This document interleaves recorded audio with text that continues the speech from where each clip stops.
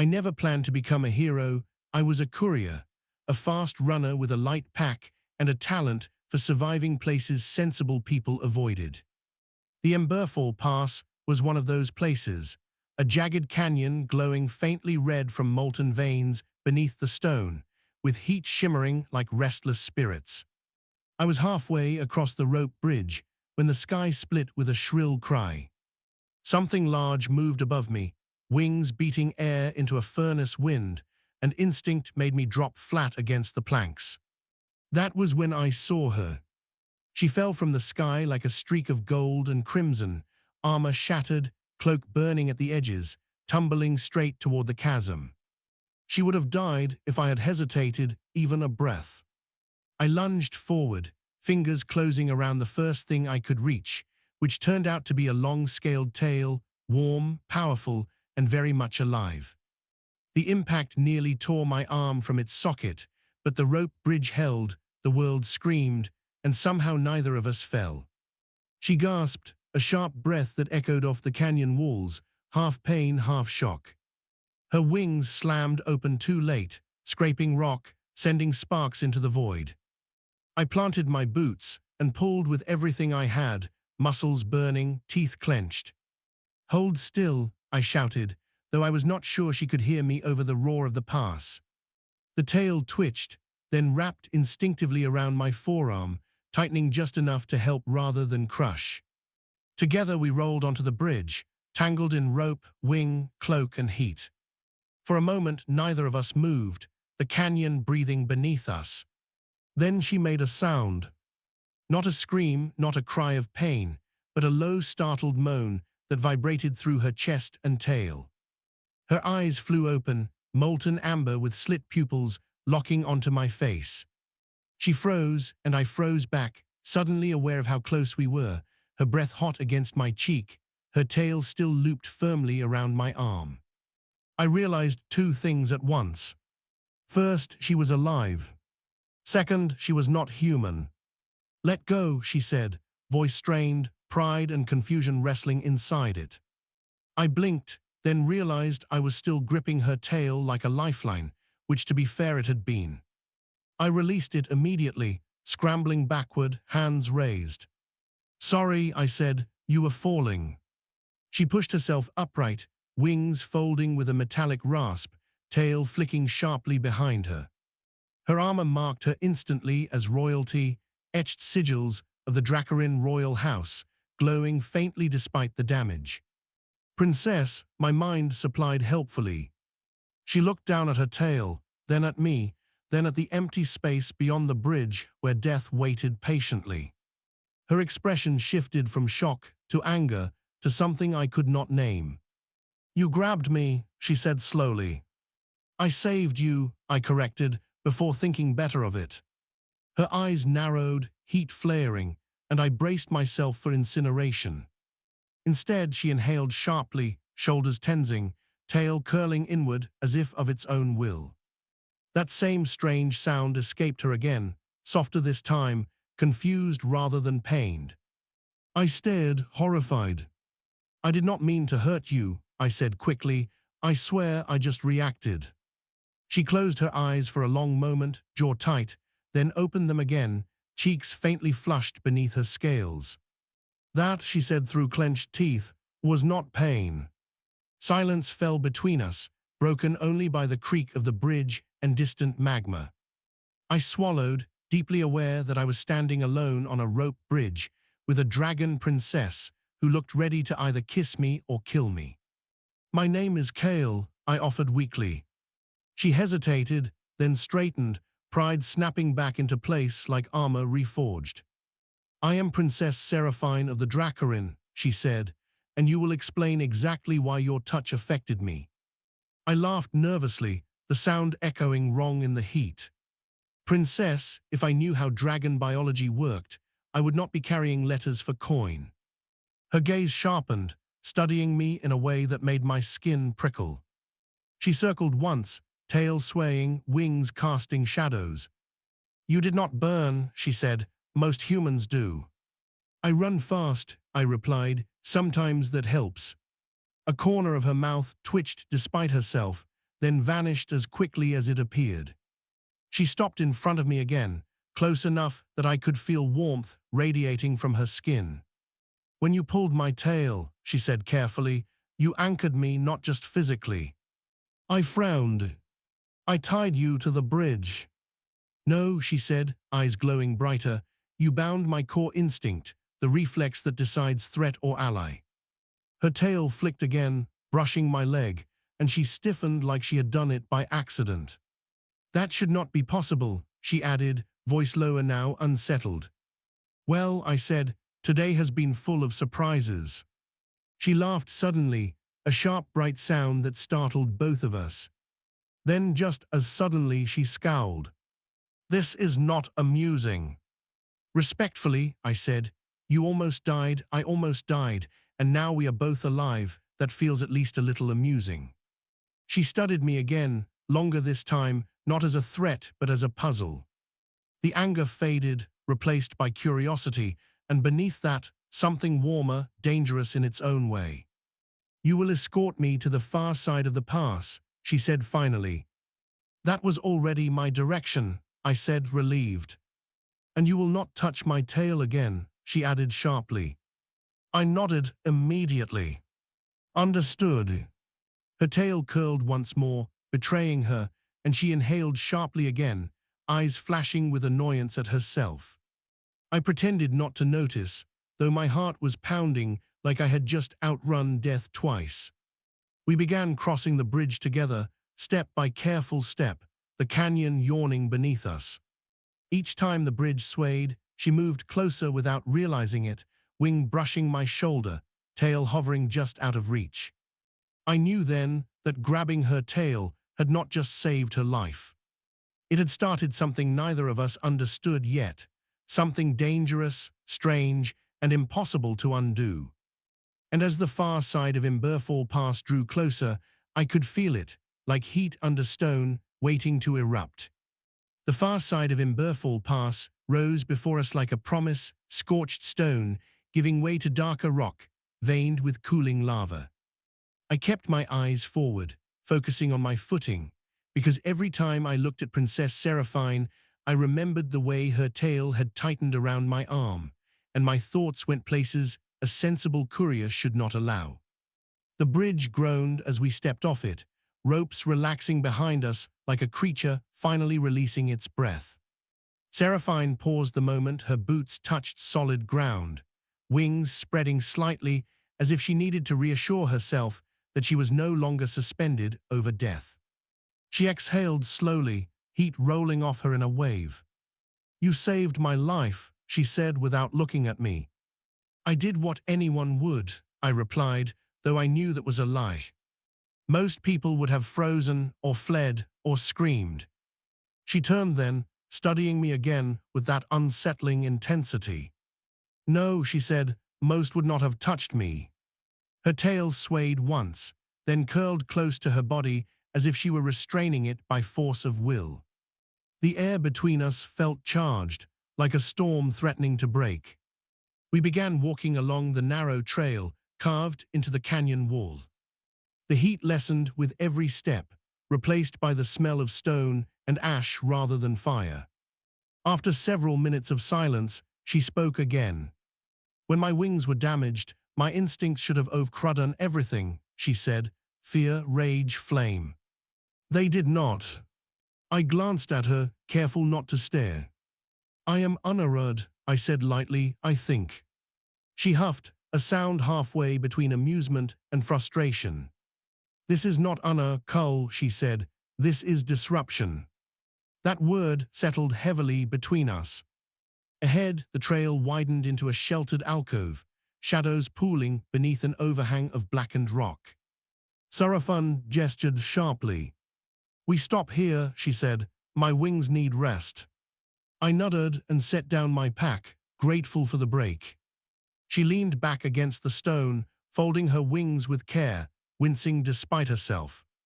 "Does it hurt?" I asked before I could stop myself. Her eyes flicked up to mine, surprised, then softened.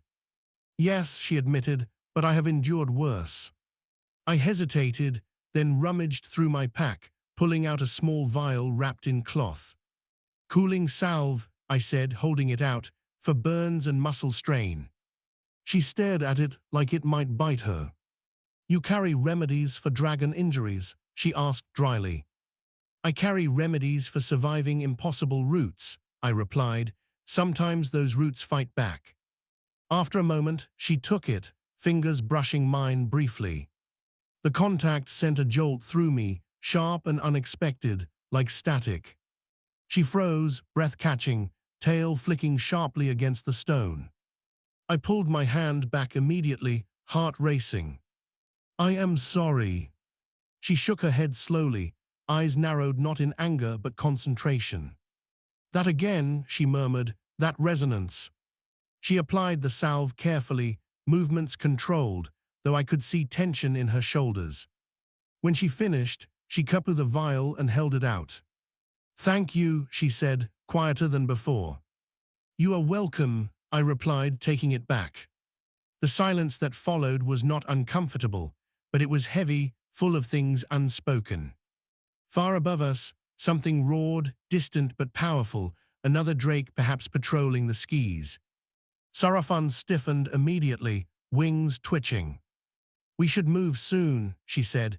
If the patrols find me grounded, questions will follow. Is that bad? I asked. For you, she said, meeting my eyes, very. That earned a nervous laugh from me. I attract trouble, I admitted. This seems on brand. She studied my face again, then surprised me by smiling, not sharp or proud, but genuine. You are strange, she said, cull the courier. I hear that a lot, I said. We set off again, the trail eventually opening into a vast plateau of cooled obsidian, cracked and gleaming faintly under the sun. The air here was cooler, winds sweeping across the open space. As we crossed, I became aware of her walking closer again, not touching, but near enough that our shadows overlapped. Her tail swayed behind her, no longer tightly controlled, moving with a slow, thoughtful rhythm. Why did you not let go? She asked suddenly. When? I asked. When I wrapped my tail around your arm, she clarified. You could have released me then. I considered the memory, the weight, the heat, the certainty that if I let go even a moment too soon, she would fall.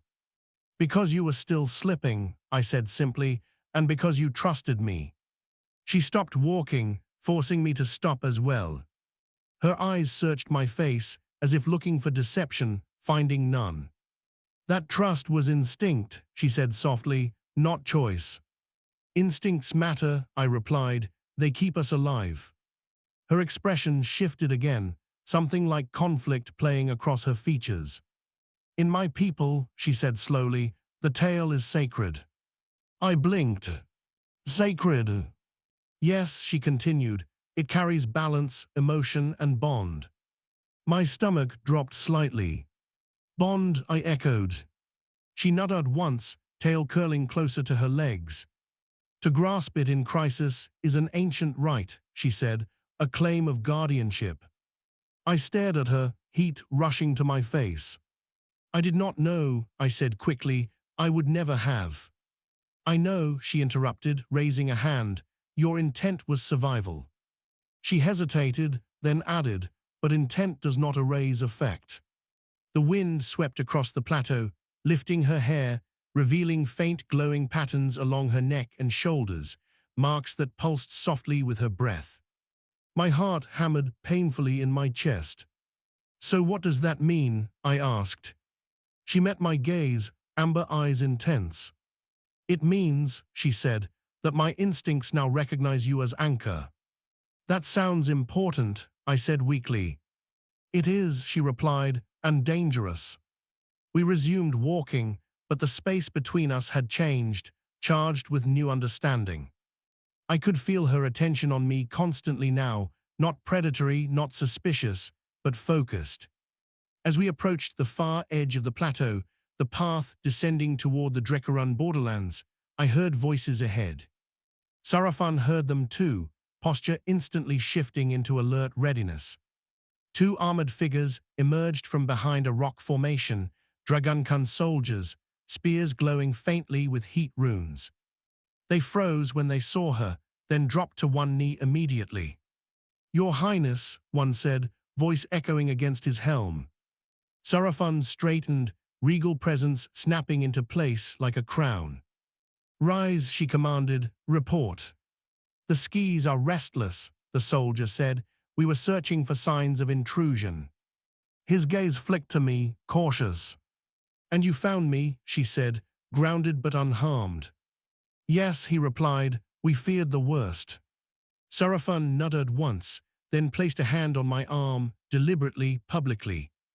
"He is under my protection," she said. "See that he is escorted safely through the border."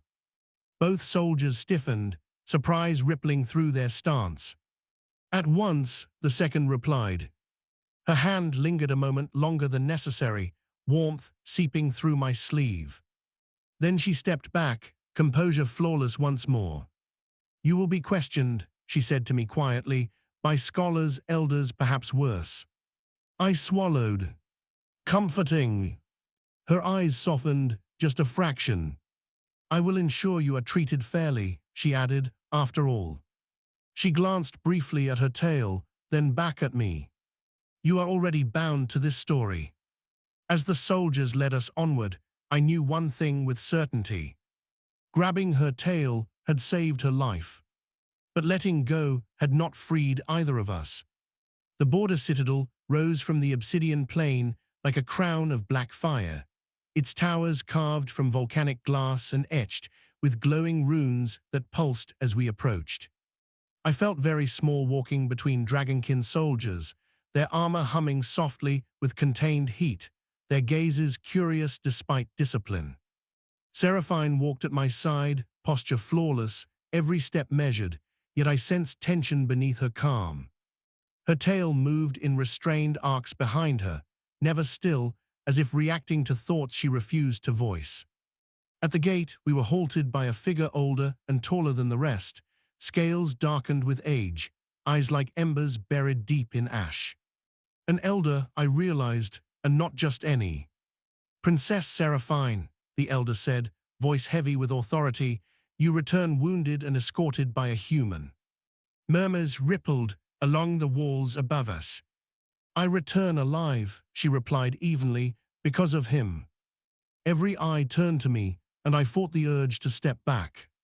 The elder studied me for a long moment, gaze sharp enough to peel skin. "You touched her," he said, not a question. The air grew heavier, heat pressing down like a physical weight. "I did," I said, forcing my voice steady, "to pull her to safety." Seraphine inhaled sharply, then stepped forward, placing herself slightly in front of me. "It was unintentional but valid," she said. "The right responded." That caused an audible stir, even among the guards. The elder's eyes narrowed, then flicked to her tail, which curled tighter at his scrutiny. "You felt it," he said softly. "Yes," she answered, just as softly. Silence stretched, thick and dangerous. Finally, the elder turned back to me. "Human," he said, "do you understand what you carry?" "I understand that I saved her life," I replied, "and that doing so changed something." A low rumble passed through the gathered dragonkin, not anger, but acknowledgement. The elder nodded once, slowly. "Then you will be tested," he said, "not punished." Relief washed through me so strongly, my knees nearly buckled. Seraphine's hand brushed mine, brief but grounding. Inside the citadel, corridors glowed with inner fire, warmth humming through the stone beneath my boots. Whispers followed us, curious, wary, intrigued. As we paused before a set of towering doors, Seraphine turned to me, mask slipping just enough to reveal uncertainty. "This bond," she said quietly, "it will pull at us, especially when I am strained." "I noticed," I admitted, "your tail has opinions." Despite herself, she let out a soft laugh, then caught it, cheeks warming beneath her scales. "This is not humor," she said, then added, "but I am glad it is you." The doors opened, light spilling out like molten gold. Whatever awaited inside would define my fate. But as we stepped forward together, I understood something deeper. I was no longer just a courier passing through danger. I was an anchor to a dragon princess, whether I wanted that role or not.